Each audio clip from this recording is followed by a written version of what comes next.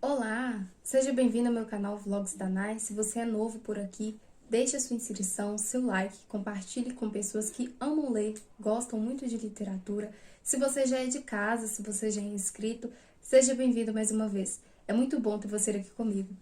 Olha só, hoje nós vamos conversar um pouquinho sobre o livro de Machado de Assis, onde constam reunidos várias histórias românticas da fase romântica, né, do Machado de Assis, né, esse grande escritor brasileiro, e vários escritos dele, ou praticamente todos, são livros clássicos, e muitos deles têm muitos ensinamentos ao que nos ensinar, ao que contribuir com a vida do leitor.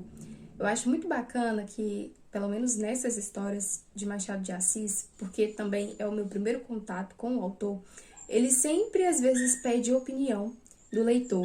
Tem certos momentos que ele, às vezes, ele fala coisas do tipo: acredito que o leitor não gostaria de saber o que irá acontecer com o personagem, ou eu poupo o leitor de saber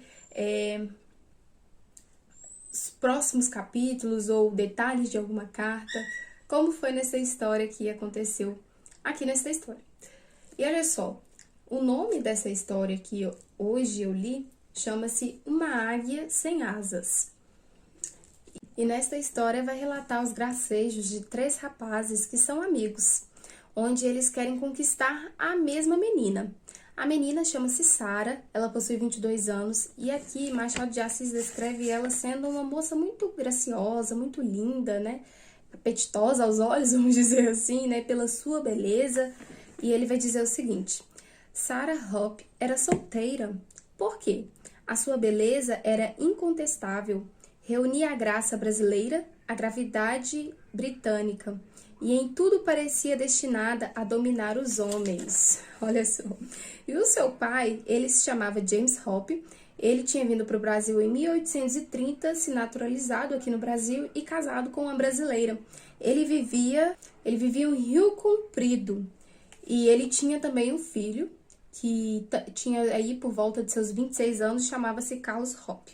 Então era a família Hope, né? H-O-P-E, não sei se é assim que se pronuncia, beleza? E a história, gente, passa-se da seguinte forma. Esses 3 rapazes, na verdade, o senhor James, ele convida os rapazes para poder ir na casa dele, né? Ali, para tomarem um café, né? Para conversarem sobre negócios, sobre política. E aí eles foram para conversar exclusivamente disso. E logo eles avistaram uma moça muito linda, a qual era Sarah Hope. E nisso, eles 3 conversaram bastante entre eles sobre a beleza, sobre o encanto, sobre a atraente fisionomia de Sarah. E não somente da fisionomia, Sarah também era muito inteligente. Então, não somente o exterior da Sarah os envolveu ou chamou a atenção deles, mas também o interior dela, né, no sentido da inteligência, né, no sentido do interesse intelectual que a menina possuía. E eles pensaram da seguinte forma: olha só o pensamento desses 3 amigos. Nós vamos tentar conquistar a Sarah pela nossa própria personalidade. Porque eles não sabiam do que Sarah gostava. Sarah era muito imparcial. Ela era aquele tipo de pessoa insondável, que você não consegue ler a mente daquela pessoa, você não sabe o que ela está pensando.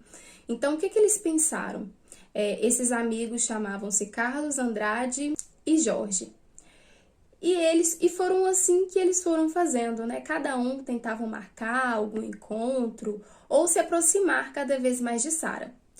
Jorge era um homem devotado à poesia, fez ela olhar para o céu, apreciar o céu, a lua, escreveu cartas achando que ela iria gostar daquele tipo de homem poeta, daquele tipo de homem reflexivo, profundo, amoroso, romântico. E ele falou para ela sobre obras, sobre tantas coisas bonitas, flores, rosas. E nisso ele viu que a Sarah não deu muita bola, não. E aí ele chegou até a enviar uma carta para Sara, né, de uma forma muito bonita. Só que Sara, através de seu irmão, devolveu a carta. E aí o outro amigo, que chamava-se Carlos, que era o nome do outro rapaz que queria conquistar, e aí ele tentou convencer Sara pela bravura, né? Como eu sou forte, ou como eu sou bravo, como eu enfrento, espírito de líder, né? Tudo o que indica foi isso que o Machado de Assis colocou aqui pra gente, que ele queria demonstrar pra Sara, mas isso também não demonstrou muito interesse nela, não. E aqui o texto vai relatar: Sara era uma rocha, em nada cedia. Então esses rapazes começaram a ficar pirados da cuca, porque não estavam conseguindo entender o que Sara gostava, que tipo de homem que Sara gostava. Não era de um cavalheiro, não era de um romancista, não era de um homem líder, de um bravo cavalheiro, de uma pessoa, de um homem que tomava iniciativas, também não era disso. E aí sobrou um, que chamava-se Andrade. Andrade foi bem perspicaz, né? Ele olhou, eu acho que ele fez um exame ali de Sara, e olha só, Andrade auscultava o espírito da moça com perseverança e solicitude. Nada lhe era indiferente. Um livro, uma frase, um gesto, uma opinião, tudo Andrade ouvia com atenção religiosa, tudo examinava cuidadosamente. Em um dado momento da história, Andrade marca ali um local, marca um momento, uma pequena reunião para conversar sobre assuntos, né, de políticas, coisas de homens de negócios, com o pai de Sara, com James Hope. E James Hope leva sua filha, Sara. E Sara ficou encantada com a forma que Andrade falava. E nisso Andrade percebeu, olha só, que adivinhara que Miss Hope era ambiciosa. Então, ela não gostava de poemas, ela não gostava de bravuras, ela gostava de ter, ela gostava de conquistar, ela tinha ambição, né? Vamos dizer, ela era uma visionária, vamos dizer assim, né? Então, ela provavelmente queria casar com um homem que soubesse tratar de negócios, que soubesse conduzir bem a sua própria família, que conseguisse mantê-la seus futuros filhos, e que a levasse para conhecer tantos outros lugares ou outros países. Então tudo deu a entender que Sara era dessa forma. Então vai escutando a história aí. E Machado vai dizer que Sara não era muito dada a questões de amor e tudo mais. Amor é bom para almas angélicas. Sara não era assim. A ambição não se contenta com flores e horizontes curtos, não pelo amor, mas pelo entusiasmo é que ela devia ser vencida. Sara via Andrade com olhos de admiração. Ele soubera, a pouco, convencê-la de que era um homem essencialmente ambicioso, confiado em sua estrela e seguro de seus destinos. Que mais queria a moça? Ela era efetivamente ambiciosa e sedenta de honras e eminências. Se tivesse nascido nas imediações de um trono, poria esse trono em perigo. Para que ela amasse alguém, era necessário que esse pudesse competir com ela no gênio e lhe afiançasse a vinda de glórias futuras. Andrade compreendera isso, e tão hábil se houve, não conseguira financiar a moça. E no texto vai dizer que ele foi hábil somente para poder conquistar a moça. E olha só, hábil, digo eu, e nada mais, porque se houve jamais criatura desambiciosa neste mundo, espírito mais tímido, gênio menos desejoso de mando e poderio. Esse foi, sem dúvida, o nosso Andrade. A paz para ele era o ideal, e a ambição não existe sem perpétua guerra. Como conciliar, pois, este gênio natural com as esperanças que inspirara a ambiciosa Sara? E olha só, eles se casam. Andrade e Sara se casam, e aí Sara, com o passar do tempo, ela foi vendo que Andrade não era esse homem de negócios, um homem ambicioso, que gostava de falar sobre negócios. Ele era um homem da paz. Ele era um homem que... Sabe aquele tipo de pessoa que não gosta de conversar sobre política, que não gosta de conversar sobre nada que possa causar alguma intriga? ou alguma outra confusão a mais que pode dar muitos problemas? Pois então, esse era Andrade. E ele foi, na verdade, ele se fez, né, um homem apetitoso, sobre assuntos muito eloquentes da sociedade e tudo mais, somente para poder conquistar Sara.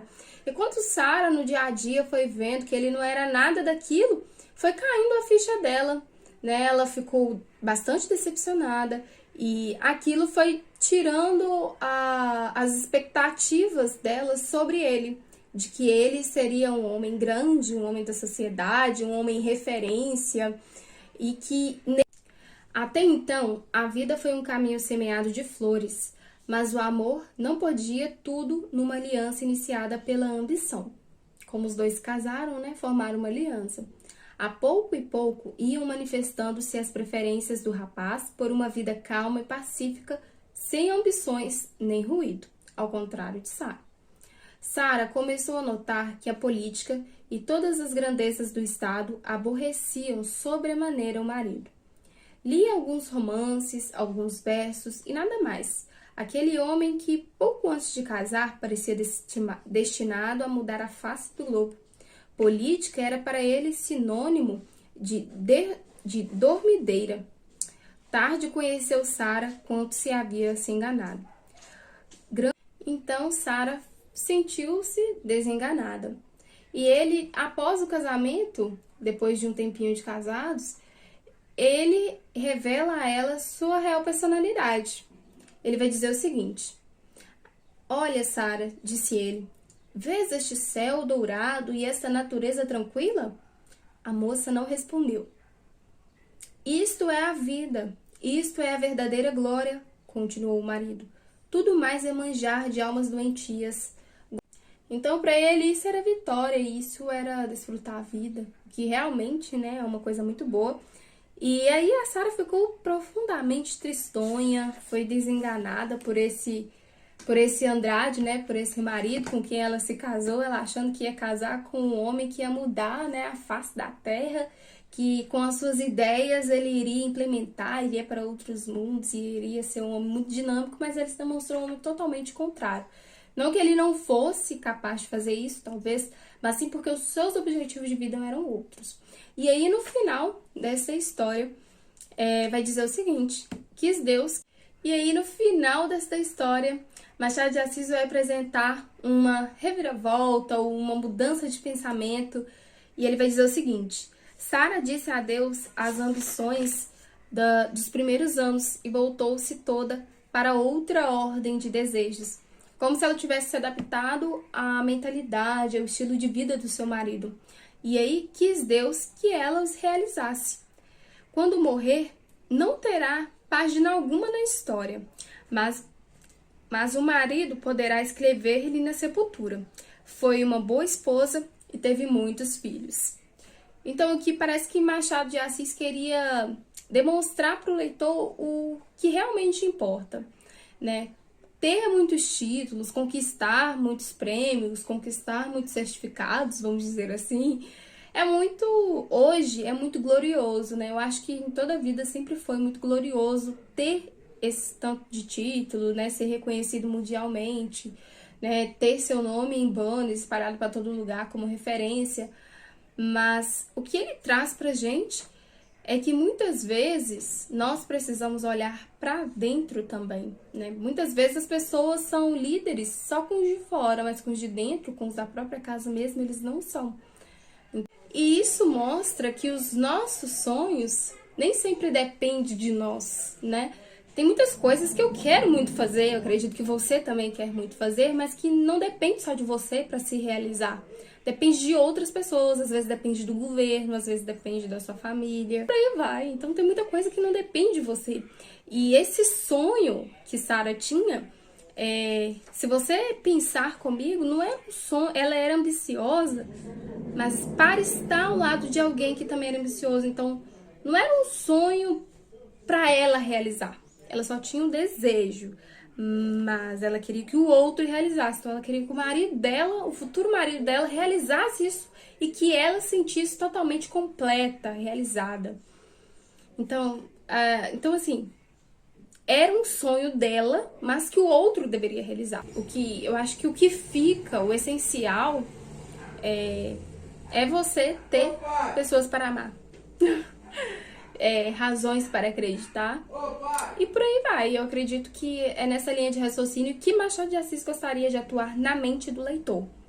E assim, e o real sentido também da sua vida, né? Então, existe uma reflexão que é o seguinte: o que poderia ser retirado hoje da sua vida que você não iria se importar, que você não iria sofrer?